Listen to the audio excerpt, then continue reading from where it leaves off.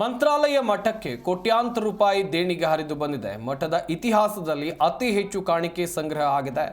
35 ದಿನದಲ್ಲಿ 5,46,00,000 ರೂಪಾಯಿ ಕಾಣಿಕೆ ಸಂಗ್ರಹ ಆಗಿರುವಂಥದ್ದು. ನಿನ್ನೆ ನಡೆದಂಥ ಹುಂಡಿ ಎಣಿಕೆ ಕಾರ್ಯ ಇದರಲ್ಲಿ ಗೊತ್ತಾಗಿದೆ. ಮಠದ ಸಿಬ್ಬಂದಿ ಭಜನಾ ಮಂಡಳಿಯಿಂದ ಎಣಿಕೆ ಕಾರ್ಯವನ್ನು ನಡೆಸಲಾಯಿತು. ಶ್ರೀ ರಾಘವೇಂದ್ರ ಸ್ವಾಮಿಗಳಿಗೆ ಕೋಟಿ ದೇಣಿಗೆ ಬಂದಿದೆ. 127 ಗ್ರಾಂ ಬಂಗಾರ, 1,820 ಗ್ರಾಂ ಬೆಳ್ಳಿ ಕೂಡ ಇಲ್ಲಿ ಸಂಗ್ರಹ ಆಗಿದೆ.